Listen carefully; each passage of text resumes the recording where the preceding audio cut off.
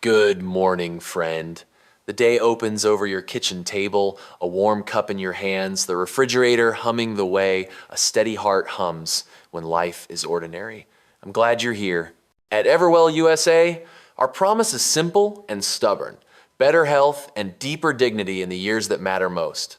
We keep that promise with calm stories you can feel and small actions you can try today. If this gentle company helps you breathe easier, please like, subscribe, and share so a neighbor can find their way here too. You are not alone. We are right here with you, one quiet breath at a time. Before we begin, one brief note for safety. This video is educational. We don't diagnose or prescribe. For personal decisions, talk with your clinician or call for help in an emergency. What if I told you the most powerful word in a stroke emergency isn't a medicine or a machine, it's a time. Not tomorrow's appointment, not a guess after the dust settles, but the last moment a person was clearly themselves. What if the sentence that saves the most minutes is only a handful of words? Last known well was 8:15 this morning. It sounds almost too ordinary to matter, and that's the good news. Ordinary is something we can do. Let the picture be simple. Sunlight slides across the counter. A grandchild's drawing leans under a magnet. Your phone rests near a small notepad that has seen grocery lists and birthdays. You think about someone you love, your partner at the kitchen sink, a neighbor you meet on the porch, yourself on a quiet morning, and you imagine words slurring, a smile pulling to one side, an arm that won't lift when it's told. In the rush that follows, strangers with kind hands will ask a question that sounds the same in every city. When was the person last known well? Last known well means the last time they were seen acting and speaking in their normal way before the face changed, before the words tangled, before the arm went heavy. It could be 5 minutes ago on the phone. It could be last night at 10 when you said goodnight and the voice was clear. It is not when symptoms were first noticed by you. It is the last time the person was still themselves. That time opens doors, it moves decisions forward, it saves the team from guessing, and let's help begin. Maybe you feel a small knot in your chest here because you've lived through frantic moments and the details ran like water through your hands. That is human. Talking about stroke can invite fear, so we keep the light steady and the steps small. We will not memorize a lecture. We will write one plain sentence that the room can trust, and we will keep it where hands can find it when voices are shaking. You pour a little more tea and try the sentence out loud, the way you try a recipe before serving it to a friend. You say, last known well was 8:15 a.m. talking normally while pouring coffee. It feels clear, almost like reading a clock out loud to a child learning to tell time. You change the picture and try again. Last known well was 9:40 p.m. watching the news, speaking clearly. If you live alone, you think of the last person who saw or heard you well. Last known well was 7:10 a.m. Spoke to my sister on the phone. Voice normal. This is not drama. This is a porch light. It tells every helper where the front door is. A memory may wander in of some other hard day. Questions asked too fast. Answers half remembered. The feeling that you were supposed to know things no one had taught you. You forgive that older scene and let it rest. Today, we practice before we need it. We put the words where they can sit and wait in the quiet, ready to be strong when we are tired. There is tenderness in this work because it touches the people we love. Picture an ordinary call from a neighbor. You hear them stumble on a word they usually say, clean. You ask a simple check, can you smile for me? Can you lift both arms and one side behaves like it forgot the steps? You call 911 and the voice asks for the last known well. You look at the note by your phone and answer without guessing. The line on the other end becomes more certain. The wheels begin to turn. All you did was speak a timestamp. And yet the room changed. If you like something to hold, we will make a small card right here at the table. You write a title big enough for early morning eyes, last known well. Under it, you write one practice sentence with a blank where time goes, last known well was underscore, underscore, underscore, underscore, doing underscore, underscore, underscore, underscore normally. You place it beside your phone or tape it to the back of its case. You put a twin copy on the fridge because helpers always look there. If you have a partner, you say the line together once, as if you are rehearsing a gentle chorus. If you live alone, you choose the friend who answers and tell them what the card is for. We are not inviting trouble. We are building a bridge. A small story makes this real. You're at the kitchen window watching a bird worry a twig into a nest. Your spouse sits at the table telling you about a joke the neighbor shared. The words are clear, the laugh is easy, the clock over the stove reads 8:12. 2 minutes later, a sentence comes out broken. You look at the clock again. You call for help and say, last known well was 8:12 a.m. speaking normally at the table. You didn't argue with time or search your memory for what came before. You picked the last ordinary moment and handed it over like a key. A gentle safety line runs along all of this. If sudden, severe symptoms appear, face drooping, arm weakness, speech trouble, heavy chest pain, hard breath, confusion that lands like a storm call, 911. Don't drive yourself. Don't wait to see if it passes. Say what you see and say the last known well time. Let trained hands meet you on the brightest possible side of minutes. Most days will not ask you for this sentence. On the day that does, your voice will already know the shape of it. Before we close, part 1. Leave one action on the table where you can do it now. Take a small card or a sticky note and write your template in ink large enough for late night eyes. Last known well was underscore, underscore, underscore, underscore, doing underscore, underscore, underscore, underscore. Normally, tape it beside your phone. Say it once out loud with a real time and a small, ordinary activity, the kind that fills most mornings and evenings. If you can, tell one person you trust where the card lives. You just gave tomorrow a clearer road than yesterday. Afternoon arrives in that gentle way it does after lunch, when the house sighs and the sun slides a slow gold line across the table. The kettle is quiet now. Your cup is warm without asking for attention, and the small notepad by your phone looks ready for real work. This is where we turn an idea into something your hands can find, even on a noisy day. You already know the sentence that matters, last known well, and now we'll teach it to live in your mouth, on your card, and inside your phone, so it speaks for you when nerves would rather run. You start by noticing the clocks that already live with you. There's one above the stove that always runs 2 minutes fast, and you know it like a sibling. The cable box glows a digital time in the corner. Your phone's lock screen keeps its own authority. These are not decorations, they are anchors. You sit in your steady chair and look at the 3 of them in turn, the same way you'd check windows before a storm. You say a simple, clear line out loud to the empty room as practice. Last known well was 2:14 p.m. reading at the table, speaking normally. The words sound almost casual, and that is the point. In the hurry of a crisis, casual keeps its shape. You test a different scene because life will hand you many. Imagine you just hung up the phone with your sister and her voice was sharp and easy, no stumble in it at all. The clock on the microwave read 7:06. 10 minutes later, you call back and her words come out tangled. The sentence you will say to the 911 operator is not a guess and not a history lesson. It is simply, last known well was 7:06 a.m. voice clear on the phone. If you live alone, use the tools that still mark time for you. Your call log shows the last call you made or received. Your text thread stamps a minute on the friendly good morning you send to a neighbor. Even the photo you snapped of the sunrise knows what time it met your hand. You're not turning into a detective. You're giving minutes away to stand still. There is a common confusion that we soften here so it doesn't steal time when time matters. Last known well is not the moment you first noticed something was wrong, it is the last moment that was right. If you wake at 7 o'clock and find a smile drooping or a hand heavy, the last known well may have been last night at 10:30 when you kissed goodnight and spoke in your normal voice. If you aren't sure whether it was 10:20 or 10:40, you can still help by being plain. Last known well was about 10:30 p.m. Speaking and moving normally at bedtime. Approximate is better than silence. Ordinary words are better than perfect ones you can't retrieve. Let an everyday scene hold the lesson so it doesn't slip away. You're watching the evening news with the volume low. A neighbor calls and you talk about the tomatoes that finally turned red. The clock on the screen ticks to 6:41 while you laugh at the same place in the same story you always do. 30 minutes later, you notice your own tongue feels thick or your partner's sentence leans into a ditch. The card beside the phone greets your hand and the line you practiced arrives exactly when it is needed. Last known well was 6:41 p.m., speaking normally on the phone. You don't apologize for not knowing the minute of the change. You don't rummage through worry for details that don't matter. You hand the room the last ordinary time and let the next steps begin. You might picture the opposite kind of day, too, because empathy is a kind of readiness. Imagine a friend calling you breathless and afraid, their spouse is looking strange and the words won't come. They say they just found them like this at the kitchen sink and they are sure it was 3:10 because the mail had just arrived.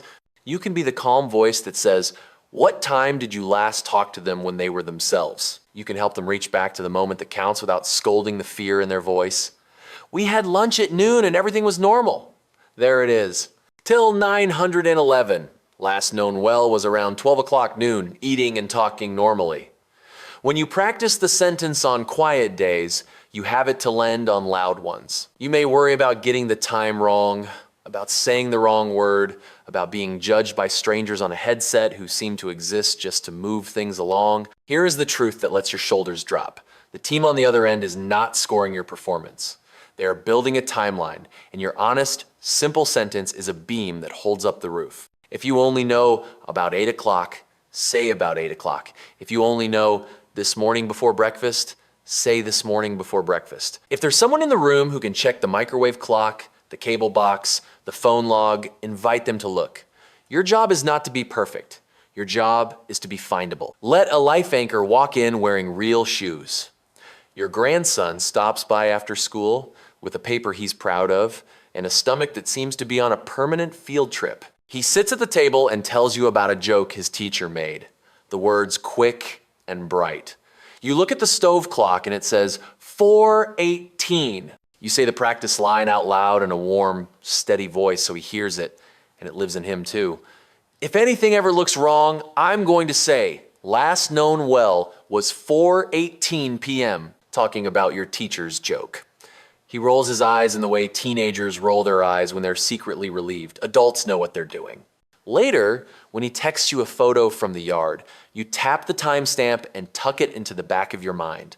The ordinary marks of an ordinary day become your allies. There is a tender place in this work, and it belongs to people who live alone. You have practiced ice contacts and the one-page card in your wallet. Now, you give yourself a way to speak for yourself when you cannot. On a small sticky note, you write a prompt and tape it to your phone case where your own morning eyes will see it. Last known well was ____ doing ___ normally. You keep a simple habit of notice. When you hang up with a friend, you glance at the time and register that you were your normal self. When you set the mug in the sink at night, you glance at the stove clock and say to the quiet, last known well, 10:07 p.m., moving and speaking fine. You are not tempting fate. You are keeping a breadcrumb trail you could hand to a neighbor or a paramedic with a single sentence if you needed to. A small bit of wisdom sits at the edge of the table like an extra chair. In emergencies, people love the kind of details that do not help what someone ate, what color the shirt was, what the dog did. They offer these details because they want to be useful. Your sentence keeps the room from drowning in stories and carries it to the door that opens. Last known well, the time, the ordinary thing that proves it, everything else can wait. You are allowed to practice with someone you love so it lives in your body instead of only in your head. Ask a partner to play the helper and say, tell me when you were last yourself. Answer in a single breath, looking at the nearest clock as you speak. Switch roles, laugh when the first attempt comes out too long. Try again until the shape is as easy as saying your address. This is rehearsal for dignity, not drama. Keep courage beside care, because the path is the same. If you ever see a face fall on one side, an arm that won't lift, words that get lost on the way out, or a sudden heavy pain and hard breath, your sentence does not replace the call. It travels with it. You dial 911. You speak in plain words. You say the time. You let the room become a team, and the minutes become action. Before you let the afternoon drift where it wants to go, leave one small action on the table that tomorrow can find. Take the card you started and write 3 practice lines in your own hand so your eyes recognize them later. Last known well was 9:22 a.m. reading the paper, speaking normally. Last known well was about 10:30 p.m. goodnight kiss, voice clear. Last known well was 3:05 p.m. phone call with my neighbor, conversation normal. Place the card by your phone. Open your phone and add the same sentence to the top of your notes so it lives on the screen you actually use. Then call or text one person you trust and tell them where the card lives. Not because trouble is coming, but because readiness is a kindness that travels from one kitchen to another, one light to the next. Evening gathers around the house the way a kind shawl gathers around shoulders, and you find yourself doing the small chores that make a place feel steady. rinsing a cup, straightening the mail, touching the corner of a photo as if to say, I remember. Your phone rests where you left it beside the card you wrote earlier, the one with the simple sentence that matters more than it looks. You read it once, softly, and notice how the words already sit more easily in your mouth than they did this morning. It isn't drama, it's readiness you can pick up with one hand. A friend calls to tell you about the neighbor's new puppy, and for a few minutes the conversation runs bright. Then you hear her lose a word she never loses. She tries again, and the sentence tilts. You look at the clock without scolding the fear in your chest, and you speak like someone laying down a plank on a bridge. You say you are calling for help, you end the call, and as you dial, you hold on to the fact that just 2 minutes earlier, she was entirely herself. When the dispatcher answers, you do not tell every detail you could tell about the puppy, or the tomatoes, or the weather. You give the doorway first, last known well, the time, the ordinary things she was doing when she was still herself. The voice on the other end tightens into purpose, not impatience, and you can hear the room on their side change shape.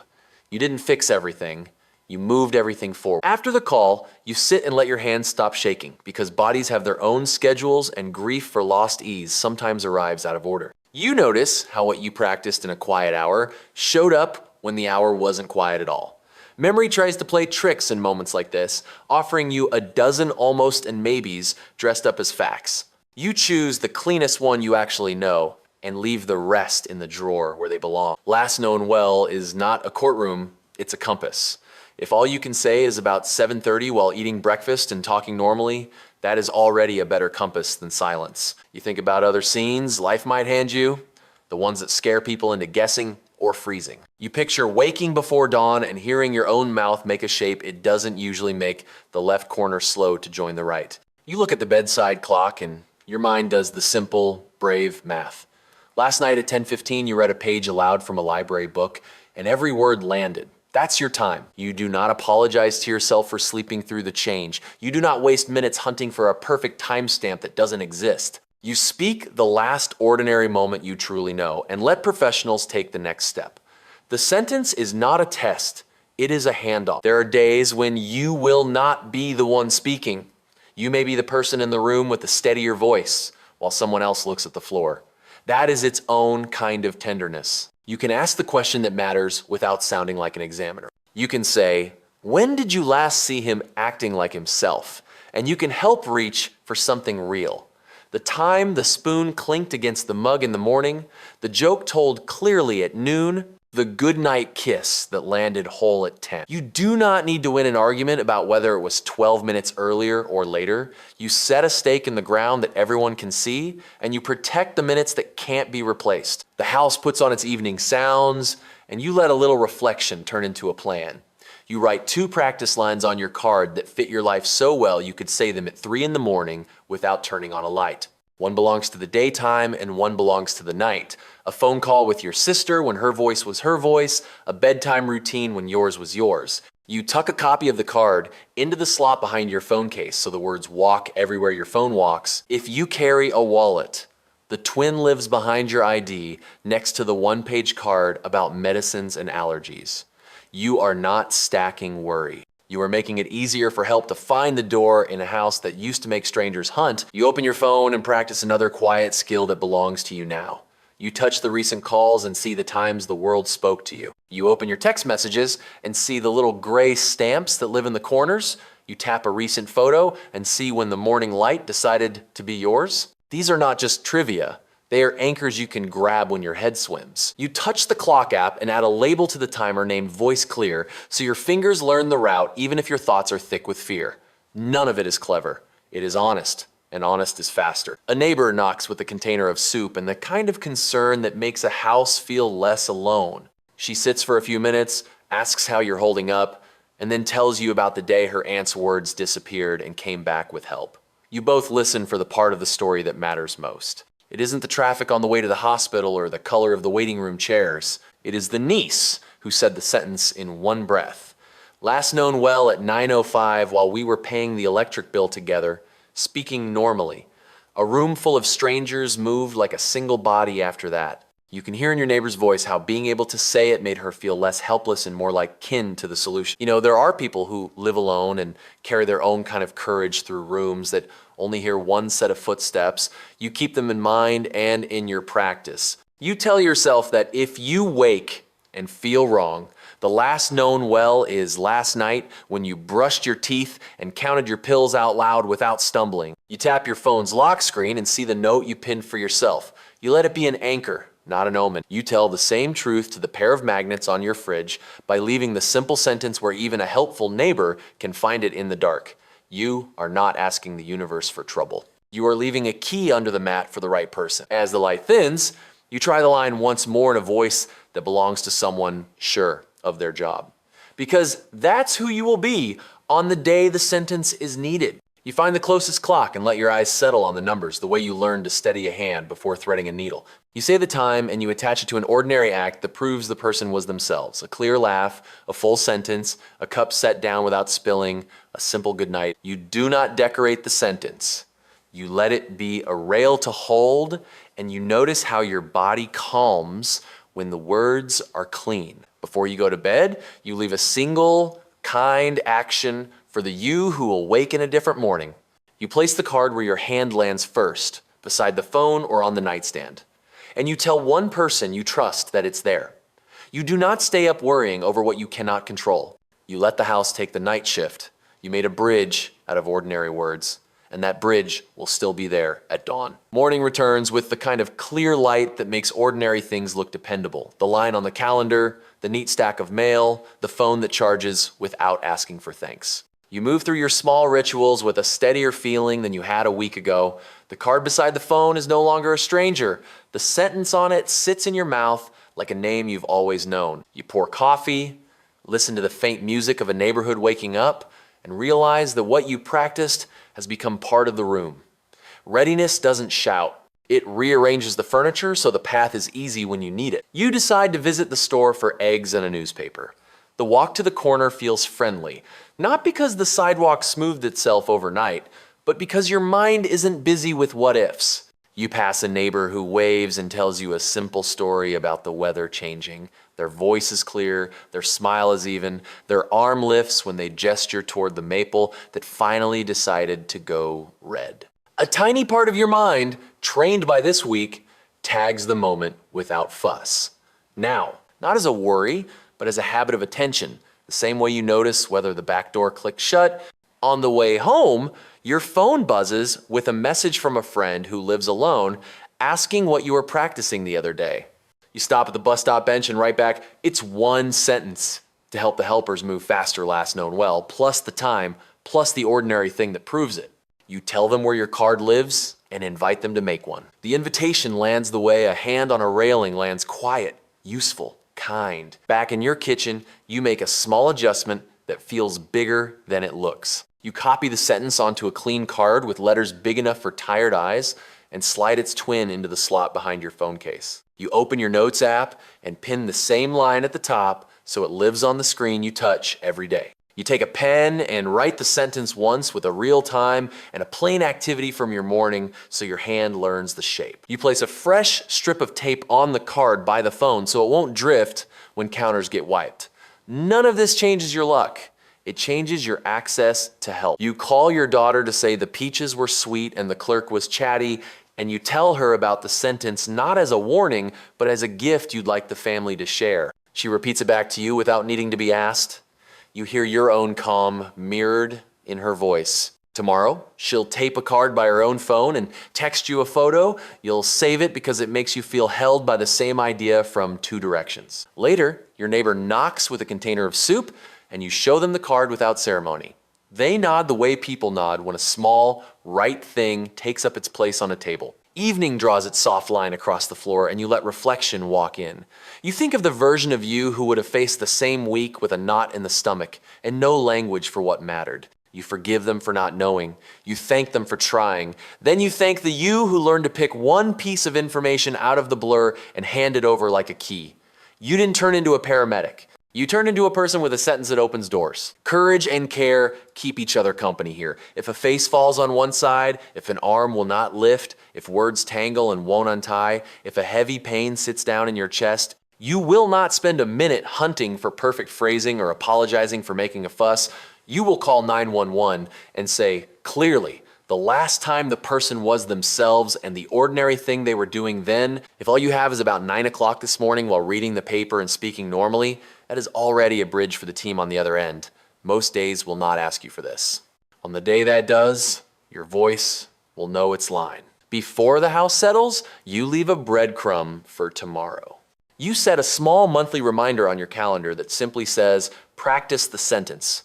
You place a spare card with a fresh piece of tape in the drawer where rubber bands live, so updating is easy. You look once at the clocks, you trust the stove, the cable box, the face of your phone, and let your eyes remember how to read them without hurry. Then you breathe, turn off the kitchen light, and let the room keep watch. You gave your future self a starting place, and that is one of the kindest gifts a person can give. Closing recap. Here's the quiet strength we built this week. When stroke is suspected, the most powerful tool in the room can be a simple sentence, spoken clearly and early, last known well, the time, and the ordinary thing that proves it. You practice saying it out loud so your voice knows the shape under pressure. You wrote it on a card near your phone, tucked a twin behind your case, and pinned the line in your note. You learned the difference between the moment you noticed trouble and the last moment that was normal, and you gave yourself anchors, stove clock, call logs, message timestamps to find that time without guessing. You shared the sentence with someone you trust, so the habit travels from kitchen to kitchen, and you left a gentle reminder to refresh it now and then. Most days won't need this line. On the day that does, it opens doors, moves decisions forward, and turns minutes into care instead of confusion. If you try one thing today, let it be this. Write your sentence template on a card, tape it beside your phone, and speak it once with a real time from your day. Thank you for spending this time with EverWell USA. Like, subscribe, and share so a neighbor can carry this calm into their own home.